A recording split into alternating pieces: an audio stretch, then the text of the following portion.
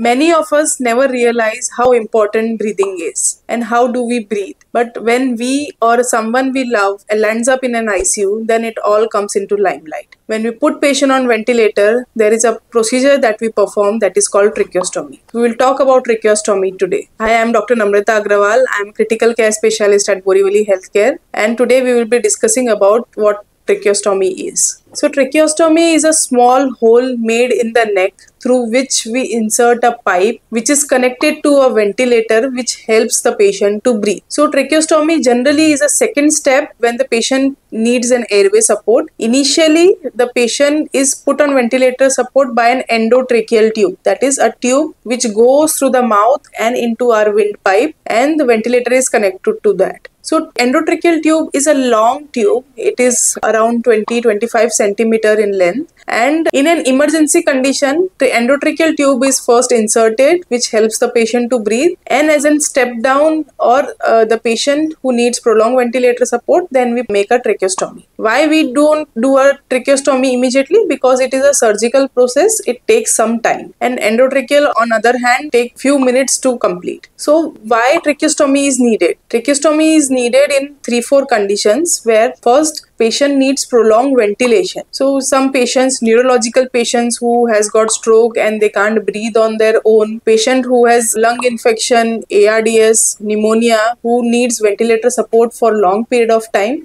In these cases, the patient requires tracheostomy. Now, why these patients require tracheostomy? Because whenever endotracheal tube is inserted, the patient is very uncomfortable and the patient needs to be sedated for long period of time. On the other hand, if we put the tracheostomy tube, patient can be awake and the tracheostomy tube can be inside and the patient can breathe via ventilator along with tracheostomy tube. Second thing, tracheostomy tube is a very short in length, is around 8 to 9 centimeters or 10 centimeters in length, while endotracheal tube is 20 to 25 centimeter in length. So which is what we call as a dead space, means the area which is not absorbing the air. So dead space is higher in endotracheal tube while it is less in tracheostomy tube. Third thing, the suctioning, the ease of handling the tracheostomy tube is very much lesser than what an endotracheal tube can offer. Second condition where we put patient on tracheostomy is whenever patient is conscious, they don't have any neurological disease. So patient may not have any neurological disease or any lung disease, but patient may have airway disease where the swallowing of the patient is not proper. It can happen in some neurological conditions also, and sometimes in old age or sometimes patient who are on prolonged ventilator support, then the swallowing reflex becomes weak. So their chances of aspiration is very high. So in these cases also we put patient on tracheostomy tube. The cuff is inflated, which prevents the saliva to enter into the lungs and cause a pneumonia. Third thing, whenever we want to wean the patient from mechanical ventilator after patient being on prolonged ventilation, then we need tracheostomy tube because we can stop the ventilator and patient can breathe normally through the tracheostomy tube. Sometimes patient cannot tolerate the switching off of ventilator and we need to put patient again and again on and off on mechanical ventilator. Then it can be done very easily with the tracheostomy tube. So these are all the indications where we put patient on tracheostomy. I know it sounds scary